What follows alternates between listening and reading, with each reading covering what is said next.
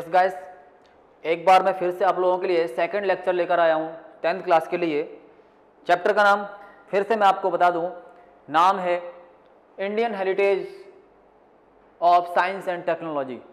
इस second lecture के अंतर्गत मैं फिर से आप लोगों को कुछ जानकारी दूंगा। एक्चुअली जैसा कि मैं पहले फर्स्ट लेक्चर में भी आपको बता चुका हूँ, systematic knowledge that is called science but the practical utility that is called the technology. जब हमें पर्टिकुलर या प्रैक्टिकली जो यूटिलिटी प्रदान होती है उसे हम टेक्नोलॉजी बोलते हैं। या साइंस की यदि हम बात करें तो ये क्या है, एक सिस्टमैटिक नॉलेज है। किसी भी चीज़ से जो सिस्टमैटिक नॉलेज प्राप्त होगी वो हमारी साइंस हो जाएगी, बट प्रैक्टिकल यूटिलिटी जो है एक सिस्टमैटिक नॉलेज से जो प्राप्त होती है वो हमारी क्या है, टेक्नोलॉजी कहलाती है। तो गाइस, आज मैं अभी तक जो मैंने आपको बताया था कुछ जानकारियाँ दी थी। सबसे पहले तो हमने बताया था आपको मेटलर्जी, धातु विज्ञान से संबंधित की हमारी जो एक तरीके से इंडियन हेरिटेज है उसने धातु विज्ञान के रूप में, मेटलर्जी के रूप में कौन कौन सी अप्रोच पाई, या एक तरीके से उसमें हमारी क्या पोजीशन है पूरे वर्ल्ड में।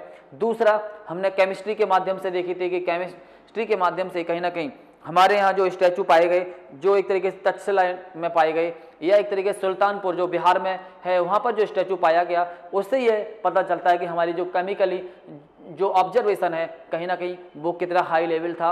आज मैं आप लोगों को थर्ड में आपको बताया था साइंस एंड टेक्नोलॉजी के माध्यम से। साइंस और टेक्नोलॉजी में मैंने आपको ये नॉलेज दी थी या इन्फॉर्मेशन दी थी कि किस तरीके से जो है हमारे यहाँ चरक के द्वारा या बाण भट्ट के द्वारा किस तरीके से जो है यहाँ पर साइंस का, या हम कह सकते हैं मेडिसिन का, और मेडिसिन के साथ साथ एक तरीके से जो हर्बल है, आपकी आयुर्वेदा है, इसका डेवलपमेंट किया गया। नेक्स्ट, आज मैं आप लोगों को जानकारी दूंगा कि किस तरीके से मैथमेटिक्स के क्षेत्र में, मैथमेटिक्स के रीजन में जो है वर्ल्ड लेवल पर या एंशिएंट इंडिया के अंतर्गत हमारी जो हेरिटेज के रूप में क्या योगदान है, किसके, मैथमेटिक्स के। दूसरा आपका नेक्स्ट होगा एस्ट्रोनॉमी, थर्ड आपका होगा एस्ट्रोलॉजी, और फिर साथ में आपका होगा क्या, वास्तुशास्त्र। तो सबसे पहले मैथमेटिक्स फर्स्ट आपका,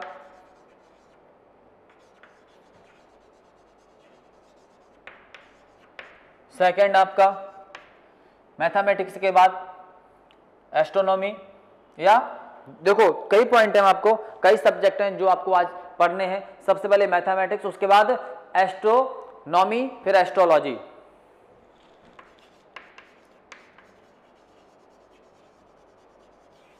थर्ड एस्ट्रोलॉजी, फिर एस्ट्रोलॉजी के बाद नेक्स्ट जो आपको लास्ट पढ़ना है वो पढ़ना है वास्तुशास्त्र।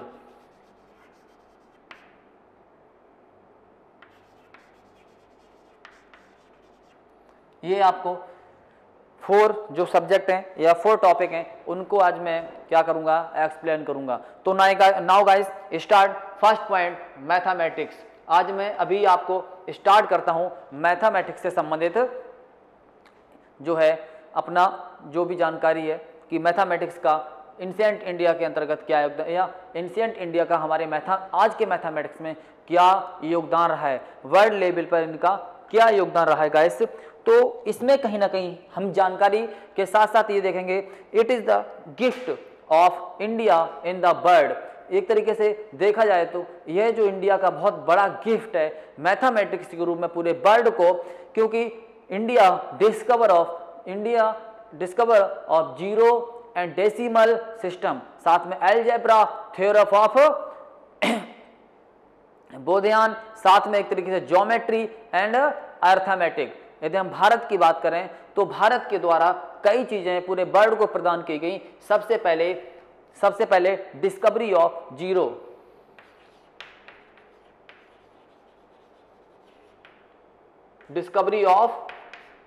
जीरो,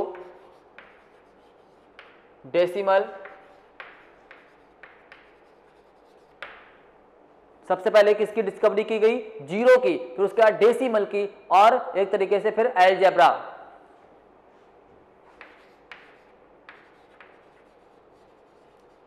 अलजेब्रा की भी कहीं ना कहीं भारत में ही डिस्कवरी की गई है। अलजेब्रा के साथ साथ एक तरीके से क्या, ज्योमेट्री एंड अर्थमेटिक।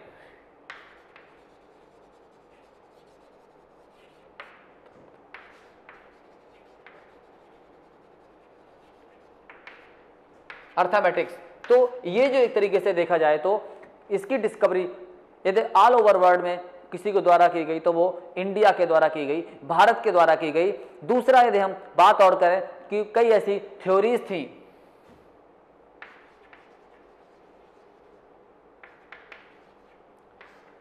कई ऐसी थ्योरीज हैं जिनकी यहां पर जो है डिस्कवरी की गई, या एक्चुअली थ्योरीज नहीं, थ्योरम बोल सकते हैं।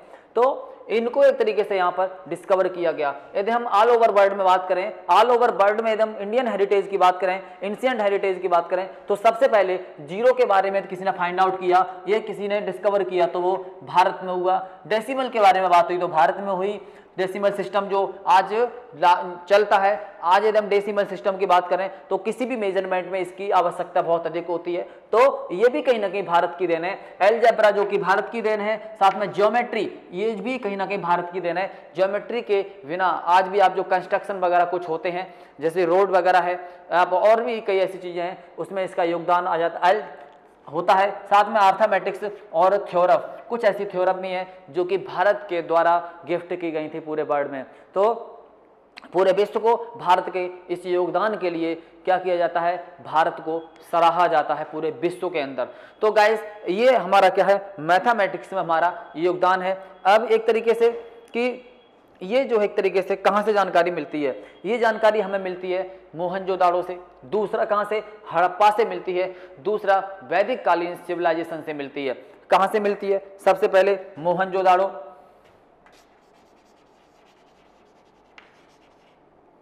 मोहनजोदाड़ो, हड़प्पा, और तीसरा आपका वैदिक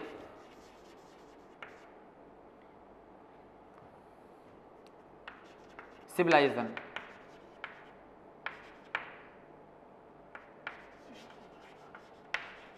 ये जानकारी हमें कहां से मिलती है, मोहनजोदाड़ो से मिलती है, दूसरा हड़प्पा से मिलती है, और तीसरा वैदिक सिविलाइजेशन से मिलती है। ये तीनों ही कहीं ना कहीं हमारे जो है, हमारे द्वारा दिए गए या हमारे पूर्वजों के द्वारा दिए गए इस योगदान को क्या दिखाने का कार्य करते हैं। गाइस सबसे पहले यदि हम किसी भी जो है मैथमेटिशियन की बात करें या एस्ट्रोनॉमर की बात करें या एस्ट्रोलॉजिस्ट की बात करें, तो सबसे पहले हमारा जो नाम आता है उनमें आपका किसका नाम है, आपको ये पता होना चाहिए। कई ऐसे आर्यभट्ट, बट आर्यभट्ट के साथ साथ किसका नाम आता है, और भास्कराचार्य का नाम आता है, आपका बराहमिहिर का नाम आता है, साथ में ब्रह्मगुप्त का नाम आता है, आपका बोधयान का नाम आता है। ये ऐसे लोग थे जिन्होंने क्या किया, अपनी मैथमेटिक्स है, इंडियन पूरे वर्ल्ड में जो मैथमेटिक्स है उसमें इनका बड़ा योगदान रहा है। तो सबसे पहले हम नाम लिखते हैं किसका, भास्कराचार्य का। किसका नाम लिखते हैं हम सबसे पहले गाइस, सबसे पहले नाम लिखते हैं हम भास्कराचार्य।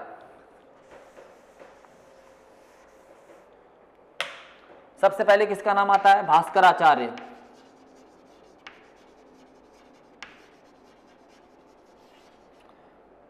भास्कराचार्य सबसे ऊपर आते हैं। सेकंड आपका नाम आ जाता है ब्रह्मगुप्त।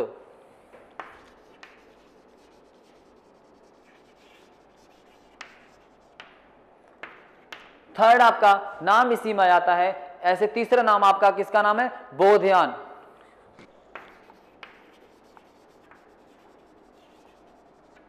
फोर्थ आपका नाम आता है किसका, किसका, आर्यभट्ट का।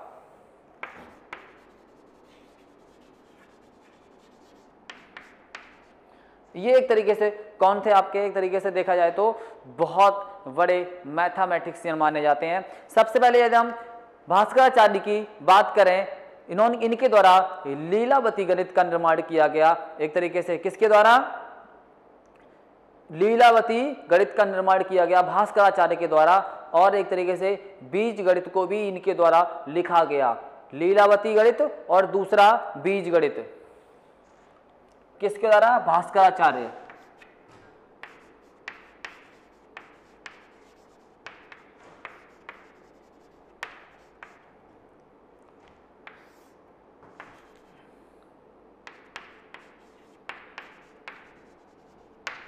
लीलावती गणित और बीज गणित। यदि ये दो उपलब्धियां यदि हम बात करें तो किसकी है ये दोनों उपलब्धियां कहीं ना कहीं आपके भास्कराचार्य की हैं गाइस। ये वही भास्कराचार्य हैं जिन्होंने मैथमेटिक्स में एक बहुत बड़ा योगदान दिया गाइस। और इसके बाद ये जो एक तरीके से इन्होंने कई और ऐसी डिस्कवरिंग की, जैसे कि आपने नाम सुना होगा एडिशन और सब्ट्रैक्शन। एडिशन और सब्ट्रैक्शन ये दोनों जो है कहीं ना कहीं किसकी देन है, भास्कराचार्य की। एडिशन मतलब प्लस, सब्ट्रैक्शन माइनस मतलब माइनस, ये भी कहीं ना कहीं किसके द्वारा दिए गए, ये हमारे भास्कराचार्य के द्वारा दिए गए। नहीं तो आज जो वर्ड है वो प्लस और माइनस को नहीं जानता होता। या हम कह सकते हैं इंडियन की यदि हम हेरिटेज की बात करें तो आज इंडिया में इनका योगदान नहीं होता तो आज भास्कराचार्य को कोई नहीं जानता होता, या हम इंडियन के पास जो हेरिटेज के नाम पर कुछ नहीं होता। गाइस सेकंड नाम आ जाता है किसका, बाणभट्ट का। किसका नाम आ जाता है, सॉरी ब्रह्मगुप्त का। सेकंड नाम किसका आता है, ब्रह्मगुप्त का नाम आ जाता है। ब्रह्मगुप्त की बात करें तो इंट्रोड्यूस टाइप ऑफ इक्वेशन, इनके द्वारा क्या किया गया था, इन्होंने इंट्रोड्यूस कराया था किससे, इक्वेशन से। आज भी बहुत सी इक्वेशन जो है कहीं ना कहीं इनके द्वारा जो एक तरीके से फाइंड आउट की गई थी, डिस्कवरी की गई थी, उनको यूज में लिया जाता है। उसके बाद नाम आता है बोधयान का। किसका नाम आ जाता है, बोधयान का नाम आ जाता है discovery theorem of triangle policy. किसका, एक तरीके से discovery of theorem triangle policy. ये किसके द्वारा दी गई, ये आपकी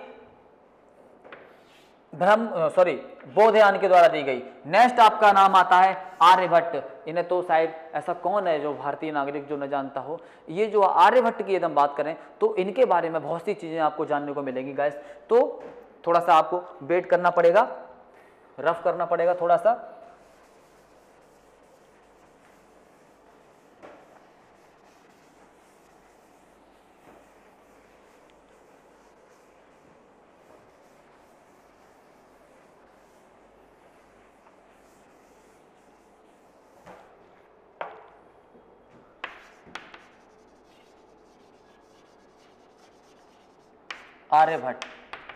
आर्यभट्ट के बारे में जानने की कोशिश करते हैं तो it was the great mathematician. ये क्या थे, बहुत ही बड़े मैथमेटिशियन माने जाते हैं। इन्होंने क्या किया, पाई की वैल्यू दी। इन्होंने किसकी वैल्यू दी, पाई की। आज भी ये जो वैल्यू मानी जाती है पाई की वैल्यू देने वाले ये ग्रेट मैथमेटिशियन माने जाते हैं। पाई की वैल्यू देने वाले ग्रेट मैथमेटिशियन माने जाते हैं। और इनके द्वारा बुक लिखी गई थी, एक तो आर्यभट्टी और दूसरा एक तरीके से और भी कई बुक हैं। तो सबसे पहले हम इनके बारे में बात करते हैं। इनके द्वारा एक बुक लिखी गई थी जिसका नाम क्या था, आर्यभट्टी।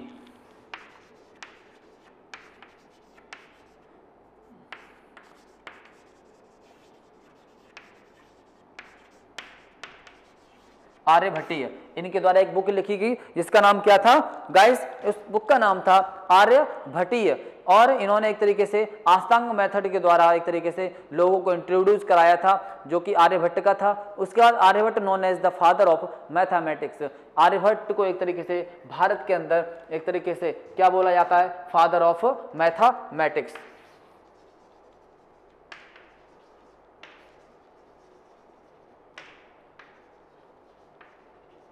फादर ऑफ मैथमेटिक्स भी आर्यभट्ट बोले जाते हैं। और यदि हम इनके बुक की बात करें तो एक आपकी है इनकी 10 गीतिका। कौन सी, 10 गीतिका आर्यभट्टीय। और एस्ट्रोनॉमी के ऊपर एक और बुक है इनकी जिनका नाम था आर्य सिद्धांत। दूसरी बुक कौन सी, आर्य सिद्धांत। तो सबसे पहले इनकी आर्यभट्टी, फिर उसके बाद 10 गीतिका,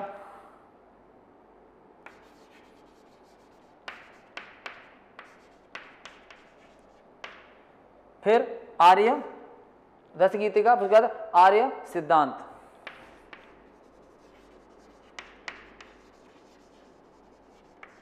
ये तीनों बुक कहीं ना कहीं किसके द्वारा लिखी गई थी, आपकी आर्यभट्ट के द्वारा ही लिखी गई थी। इसीलिए कहा जाता है इनका कि जो है कहीं ना कहीं भारतीय मैथमेटिक्स के अंदर का इनका बहुत बड़ा योगदान है गाइस। तो अब नेक्स्ट हम बात करते हैं एस्ट्रोनॉमी और एस्ट्रोलॉजी की। ये आपका मैथमेटिक्स था अभी तक। अब हम बात करते हैं एस्ट्रोलॉजी और एस्ट्रोनॉमी की। एस्ट्रोलॉजी और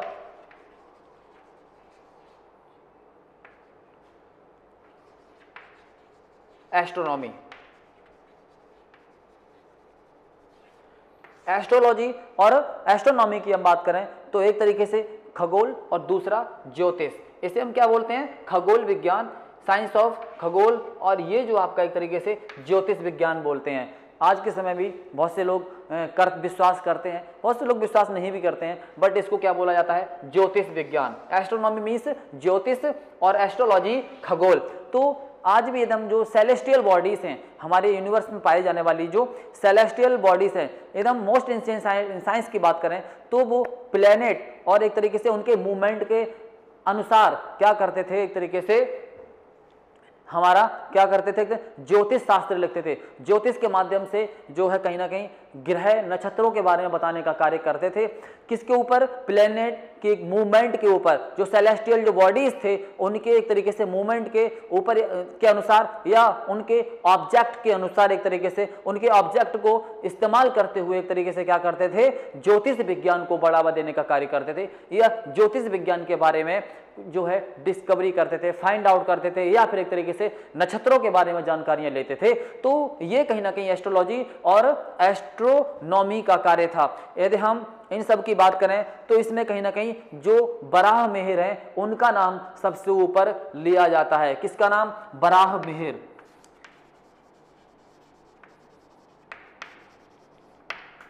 किसका नाम ऊपर लिया जाता है गाइस, इनका सबसे ऊपर जो नाम एस्ट्रोलॉजी या और एस्ट्रोनॉमी में सबसे ऊपर किसी का नाम लिया जाता है तो उस साइंटिस्ट का नाम या हम कह सकते हैं उस स्कॉलर का नाम था Varah Mihir, and he was the great astronomer. ये क्या थे, एक तरीके से बहुत बड़े एस्ट्रोनॉमर थे, और इनके द्वारा एक तरीके से क्या किया गया था, इन्होंने क्या है एक तरीके से एस्ट्रोनॉमर के रूप में इन्होंने क्या किया, 3 जो है सेक्शन में इसको डिवाइड करने की कोशिश की थी। एस्ट्रोनॉमर एक थे तो एस्ट्रोलॉजी को उन्होंने क्या किया था, 3 सेक्शन में डिवाइड करने की कोशिश करी थी। सबसे पहले एक आपका था तंत्र, दूसरा आपका हारा, और तीसरा आपका था संहिता।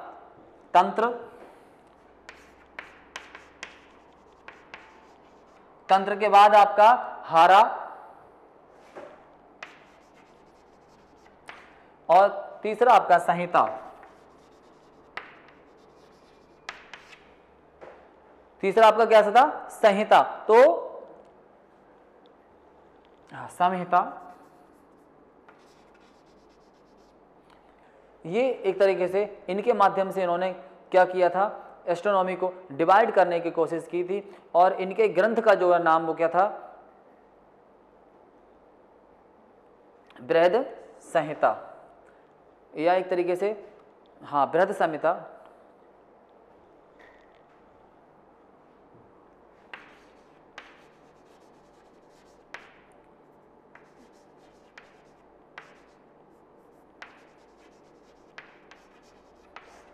फिर से एक बार, बहुत बड़े एक ग्रेट जो एस्ट्रोनॉमर हुए जिनका नाम क्या था, बराह मिहिर, और इन्हें एस्ट्रोनॉमी को क्या किया, 3 भागों में डिवाइड करने की कोशिश की, जिसका नाम एक आपका तंत्र, दूसरा हारा और तीसरा संहिता था। और इन्होंने जो ग्रंथ लिखा था इसके ऊपर सबसे बड़ा जो ग्रंथ माना जाता है इसके मामले में, एस्ट्रोनॉमी के मामले में, जिसका नाम था बृहद संहिता। बृहद संहिता जो है कहीं ना कहीं आपको एस्ट्रोनॉमी और एस्ट्रोलॉजी के बारे में काफ़ी कुछ जानकारी दे सकती है। फिर आपका लास्ट पॉइंट आपका बचता है वास्तु शास्त्र।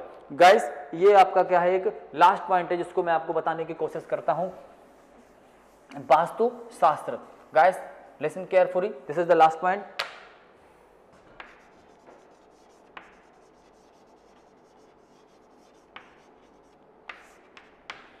वास्तुशास्त्र की बात करें तो this is the science of construction. Vastu Shastra क्या है, एक तरीके से this is the science of construction. किससे संबंधित है, कंस्ट्रक्शन। कंस्ट्रक्शन से संबंधित ये साइंस है। तो यदि हम भृगु की बात करें तो ओल्डेस्ट टाइम में जो एक तरीके से एंशिएंट हेरिटेज के अंतर्गत यदि हम किसी का नाम लेते हैं तो महर्षि भृगु का नाम सबसे ऊपर आता है, महर्षि नारद का नाम आता है, महर्षि ब्रह्मा का नाम आता है। They belong to the field of vastu shastra. ये एक तरीके से कहीं ना कहीं वास्तु शास्त्र के फील्ड से बिलोंग करते थे। बिलोंग कौन कौन करता था?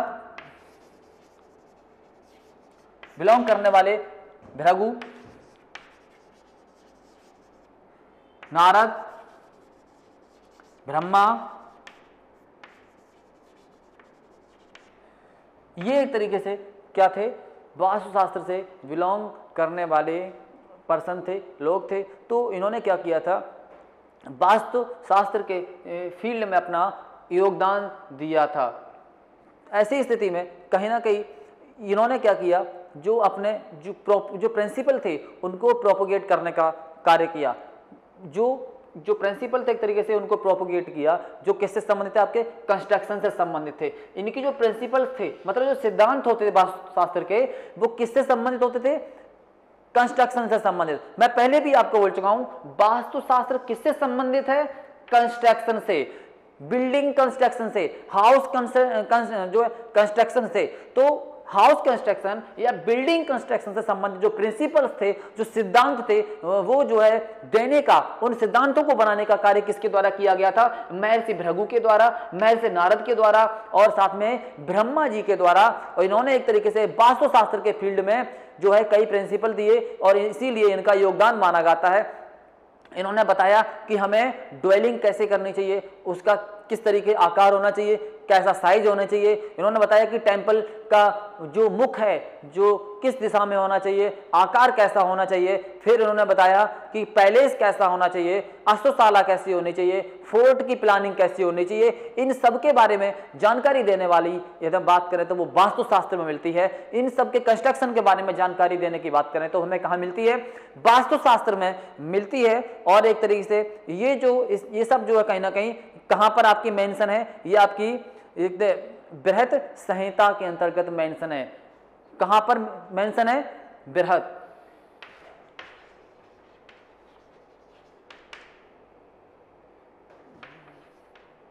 संहिता।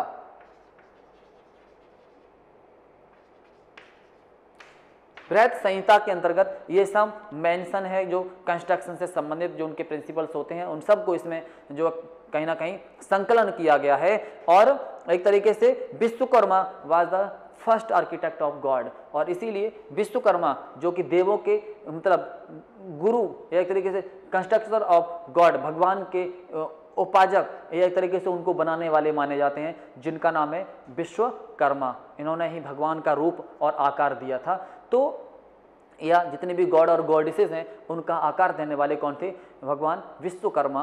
तो ये एक तरीके से कहीं ना कहीं कंस्ट्रक्शन से संबंधित हैं। तो गाइस ये चैप्टर आपका यहाँ कैसा हो जाता है? क्लोज हो जाता है, खत्म हो जाता है गाइस। और नए जो एक तरीके से कहीं ना कहीं हम चैप्टर के साथ फिर मिलेंगे। अब आ जाता है, बहुत सी चीज़ें आ जाती हैं इसके अंतर्गत कि जो है कोई क्वेश्चंस बन जाते हैं। जैसे बन जाता है आपका ये आर्यभट्ट का जो है भारतीय जो है हेरिटेज के अंतर्गत क्या योगदान है ना, इसको डिस्क्राइब कीजिए। फिर आपका बन जाता है कि describe the astrology and astronomy, फिर डिस्क्राइब वराह मिहिर, है ना। तो फिर आपका वास्तुशास्त्र क्या है, ये सब से संबंधित क्वेश्चंस बन जाते हैं। फिर कह देते हैं कि एंशिएंट इंडिया के अंतर्गत मैथमेटिक्स की क्या स्थिति थी, इसके बारे में आप क्या करो? डिस्क्रिप्शन करो। ऐसे क्वेश्चंस बन जाते हैं। दूसरा आपका एक तरीके से कुछ राइटर से संबंधित भी हो जाते हैं कि वराह मिहिर के द्वारा लिखी गई बुक का नाम बताइए, है ना, या वास्तुशास्त्र से संबंधित लिखी हुई जो बुक है उस बुक का नाम क्या है। तो गाइस, या फिर एक तरीके से फर्स्ट कंस्ट्रक्टर ऑफ गॉड कौन थे, एक तरीके से भगवान को बनाने वाला कौन था जो है वास्तुशास्त्र के अंतर्गत, तो भगवान विश्वकर्मा। तो ये सब चीज़ें आपके क्वेश्चन के आकार ले लेती हैं, ये क्वेश्चन के रूप में आप में मिल जाती हैं। तो गाइस, आज मैं आपको यहाँ पर इस लेक्चर को ख़त्म करता हूँ और नए चैप्टर के साथ आपको फिर मिलूँगा। जैसा कि आपको पता है 7 चैप्टर जो है आपके सिर्फ और सिर्फ किससे संबंधित हैं? हेरिटेज से ही संबंधित हैं गाइस। तो नए चैप्टर के साथ मैं आपको फिर मिलता हूँ, तब तक के लिए नमस्कार।